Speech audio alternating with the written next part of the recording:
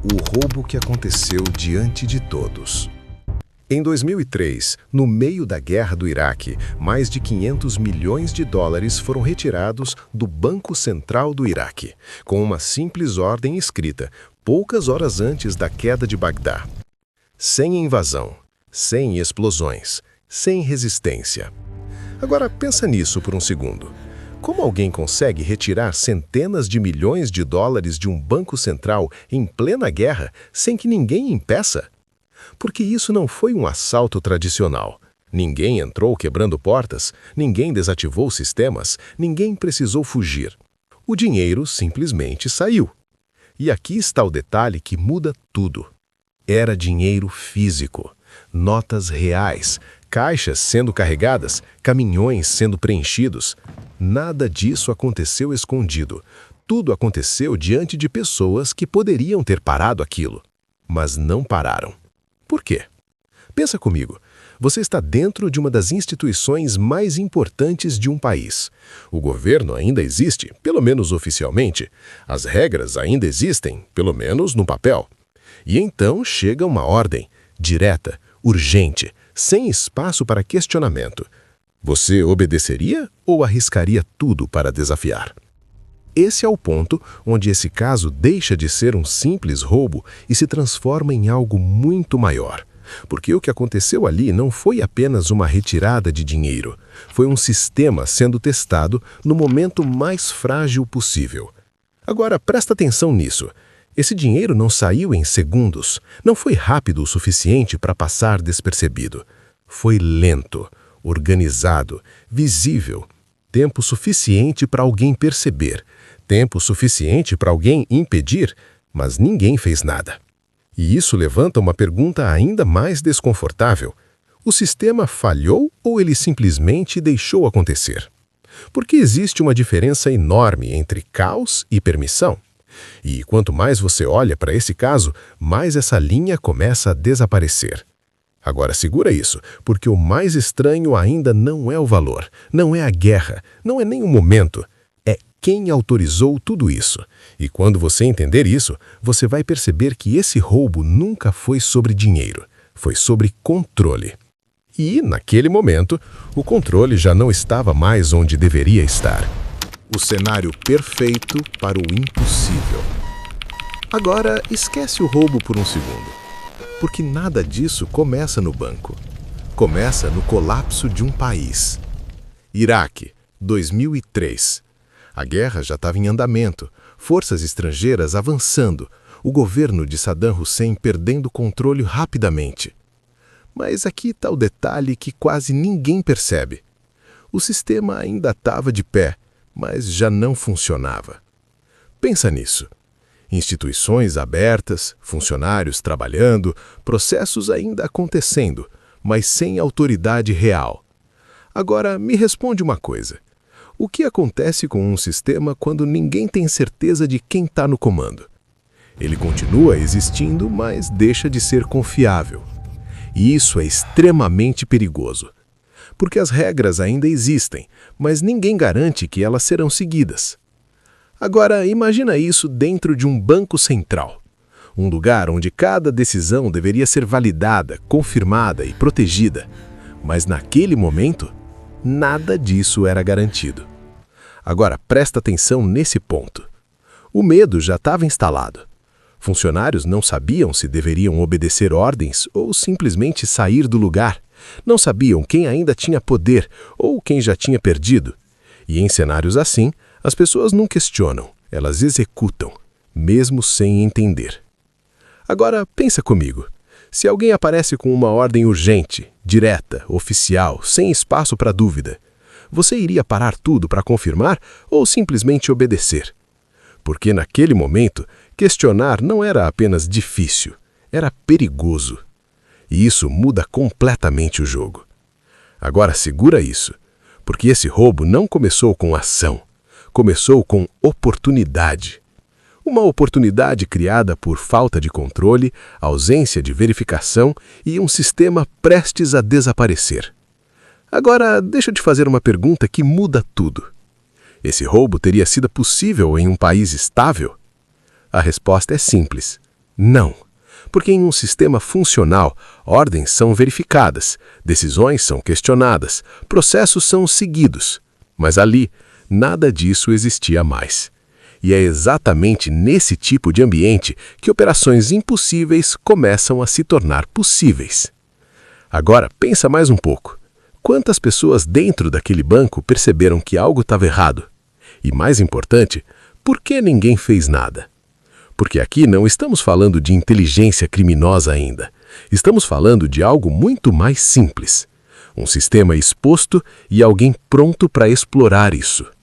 E no próximo momento, essa oportunidade deixa de ser teórica e vira ação. Agora me diz, você acha que esse tipo de falha só acontece em cenários de guerra ou qualquer sistema pode chegar nesse nível de vulnerabilidade? Comenta aqui, quero entender sua visão. E se você quiser ver como essa operação realmente foi executada passo a passo, se inscreve no canal, porque agora é onde tudo começa a sair do controle. A decisão que transformou caos em oportunidade. Agora, tudo muda. Até aqui, você entendeu o cenário. Um país em colapso, um sistema sem controle, pessoas operando sem saber quem realmente mandava. Mas existe um momento específico onde alguém decide agir, e essa decisão é o que transforma a vulnerabilidade em operação. Agora pensa comigo, no meio daquele caos onde ninguém tinha certeza de nada, surge uma ordem. Não um plano complexo, não uma invasão elaborada. Uma ordem, direta, escrita, sem espaço para interpretação. E aqui está o detalhe mais perigoso de todos. Essa ordem estava ligada diretamente ao círculo de poder de Saddam Hussein. Agora deixa eu te perguntar uma coisa. Se você está dentro do Banco Central, no meio de uma guerra, e recebe uma ordem associada ao líder do país, você questiona ou você executa? Porque naquele momento, questionar não era apenas uma decisão profissional, era uma decisão de sobrevivência. E é exatamente aqui que o jogo vira. Porque essa ordem não pedia acesso, ela autorizava retirada, dinheiro real, volume extremo, sem limite claro. Agora presta atenção nisso. Não foi feito às escondidas, não foi escondido, não foi disfarçado, foi tratado como algo legítimo. E isso muda completamente o nível da operação. Agora imagina a cena, funcionários abrindo acesso, portas sendo liberadas, cofres sendo acessados, tudo seguindo um fluxo aparentemente normal, mas completamente fora de controle. Agora pensa comigo, quantas pessoas ali sabiam que aquilo não era comum? Provavelmente várias, mas aqui entra o fator decisivo. Ninguém tinha autoridade suficiente para parar, e quando ninguém pode parar, tudo continua. Agora segura isso, porque a partir desse momento, o que era apenas uma ordem se transforma em execução física. E é aí que a escala real começa a aparecer. Porque não estamos falando de uma transferência digital. Estamos falando de caixas sendo empilhadas, dinheiro sendo transportado, caminhões sendo preparados. Tudo isso acontecendo em tempo real. Agora deixa eu te fazer outra pergunta. Quanto tempo você acha que leva para retirar centenas de milhões de dólares em dinheiro físico? Minutos? Horas? Dias? Porque aqui está o ponto. Isso não foi instantâneo, foi um processo longo o suficiente para alguém perceber, para alguém parar, para alguém reagir. Mas ninguém reagiu. E isso só reforça uma coisa. A operação não dependia de esconder, ela dependia de aceitação. Agora pensa no nível disso. Não foi genialidade extrema, não foi tecnologia avançada. Foi algo muito mais perigoso. Foi entender exatamente quando o sistema não conseguiria reagir e usar isso. Agora segura essa pergunta. Isso foi um roubo ou foi uma retirada autorizada no momento certo? Porque no próximo momento, essa linha desaparece completamente e o que parecia controlado se transforma em algo impossível de conter. A operação acontece em plena luz do dia. Agora não tem mais teoria. A ordem já foi aceita, o acesso já foi liberado e a operação começa. Dentro do Banco Central do Iraque, cofres são abertos. Não à força, não sob ameaça direta, sob autorização. E é isso que torna tudo ainda mais absurdo. Agora imagina a cena com precisão. Funcionários se movendo rapidamente, caixas sendo trazidas, dinheiro sendo contado, separado, empilhado, tudo acontecendo como se fosse parte de um procedimento interno. Mas não era. Agora pensa nisso. Quanto dinheiro cabe dentro de um banco central em espécie? Milhões? Centenas de milhões? Agora multiplica isso por volume físico, porque aqui não estamos falando de números digitais, estamos falando de peso. Notas ocupam espaço, notas precisam ser carregadas, notas exigem logística, e é exatamente aí que a escala real aparece. Agora presta atenção nesse detalhe. Caminhões começam a ser posicionados. Sim, caminhões, porque não existe outra forma de transportar esse nível de dinheiro físico. E enquanto isso acontece, ninguém interfere, ninguém bloqueia, ninguém questiona. Agora deixa eu te perguntar, em que momento alguém deveria ter parado isso? Na ordem? Na execução? Ou já era tarde demais desde o começo? Comenta aqui, quero ver sua análise.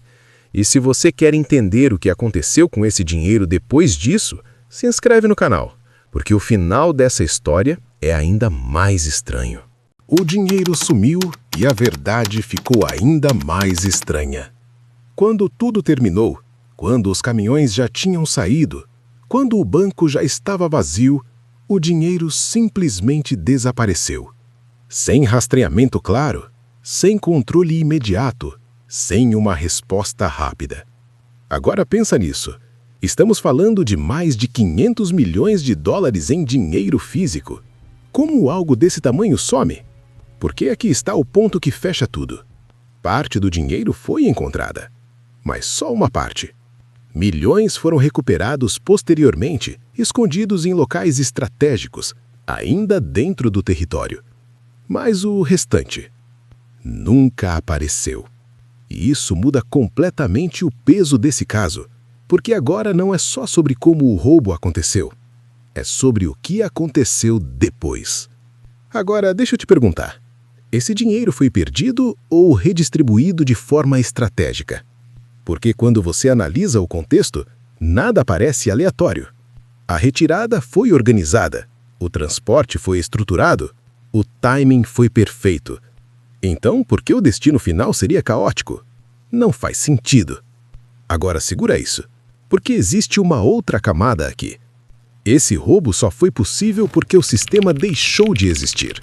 Não foi apenas falha, não foi apenas oportunidade, foi o momento exato onde a autoridade desapareceu, controle evaporou e decisões deixaram de ser questionadas. E é isso que conecta tudo. Agora lembra da pergunta do início? Isso foi um roubo?